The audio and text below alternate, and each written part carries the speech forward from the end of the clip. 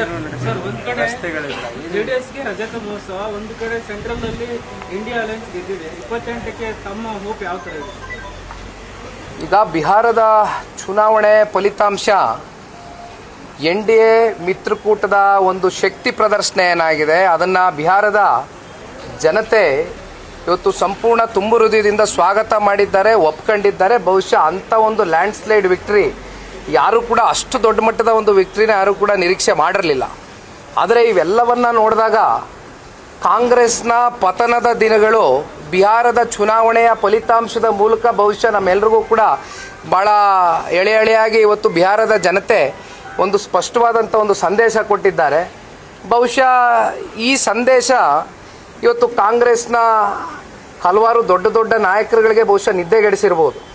ಮುಂದೆ ಬರ್ತಕ್ಕಂಥ 28ರ ಕರ್ನಾಟಕದ ಚುನಾವಣೆ ಇವತ್ತು ಕಾಂಗ್ರೆಸ್ನ ಪರಿಸ್ಥಿತಿ ಎಲ್ಲಿಗೆ ಹೋಗಿ ನಿಲ್ಲುತ್ತೆ ಅಂತಕ್ಕಂಥದ್ದು ಬಹುಶಃ ಅವರಲ್ಲಿ ಈಗಾಗಲೇ ಆತಂಕ ಕಾಡ್ತಾ ಇರ್ಬೋದು. ಯಾಕೆಂದರೆ ಪಾಪ ಜನತಾದಳದ ಪಕ್ಷದ ಮೇಲೆ ಯಾವುದೋ ಒಂದೆರಡು ಮಾತುಗಳನ್ನ ವಿಧಾನಸಭೆಯ ಮಂಡಲದಲ್ಲೂ ಕೂಡ ಮಾತನಾಡಿದರು. ಪಾಪ ಹೇಳಿದರು ಅದೆಂಥದ್ದು 18 ಇದೆ, 17 ಇದೆ, ಇನ್ನು ಸಿಂಗಲ್ ಡಿಜಿಟಿಗೆ ಬಂದು ನಿಲ್ಲುತ್ತೆ ಅಂತ. ಆದರೆ ಇವತ್ತು ಸಿಂಗಲ್ ಡಿಜಿಟಿಗೆ ಯಾರು ಬಂದು ನಿಂತಿದ್ದಾರೆ?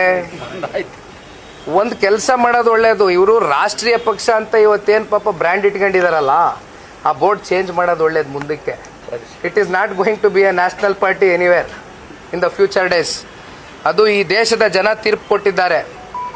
ಈಗಲಾದರೂ ಎಚ್ಚೆತ್ಕೊಳ್ಬೇಕು ಅವರು. ಈ ರೀತಿ ಇನ್ನೊಂದು ಪಕ್ಷದ ಮೇಲೆ ಲಘುವಾಗಿ ಮಾತನಾಡ್ತಕ್ಕಂಥದ್ದು, ಇನ್ನೊಂದು ಪಕ್ಷನ ಒಂದು ರೀತಿ ಅವಹೇಳನಕಾರಿಯಾಗಿ ಚರ್ಚೆ ಮಾಡ್ತಕ್ಕಂಥ ಗುಣಗಳನ್ನ ಸ್ವಲ್ಪ ಕಮ್ಮಿ ಮಾಡ್ಕೊಂಡು ತಗ್ಗಿ ಬಗ್ಗಿ ರಾಜ್ಯದ ಜನತೆ ಅವಕಾಶ ಕೊಟ್ಟಾಗ ಸಿಂಗಲ್ ಲಾರ್ಜೆಸ್ಟ್ ಪಾರ್ಟಿ ಸರ್ 136 ಸೀಟ್ಗಳು.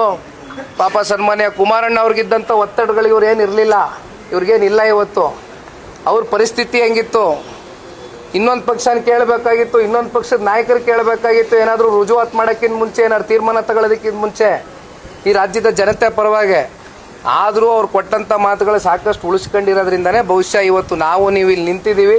25 ವರ್ಷ ರಜತ ಮಹೋತ್ಸವವನ್ನು ಇವತ್ತು ಜನತಾದಳ ಪಕ್ಷ ಆಚರಣೆ ಮಾಡ್ತಾ ಇದೆ ಅಂದರೆ ಅದಕ್ಕೆ ಸನ್ಮಾನ್ಯ ದೇವೇಗೌಡರು ಸಾಹೇಬರು, ಕುಮಾರಣ್ಣ ಅವರ ಕೊಡುಗೆ ರಾಜ್ಯಕ್ಕೆ, ದೇಶಕ್ಕೆ ಬಹಳ ದೊಡ್ಡ ಮಟ್ಟದಲ್ಲಿದೆ ಅಂತಕ್ಕಂಥದ್ದು ಜನನು ಗುರುತಿಸಿದ್ದಾರೆ.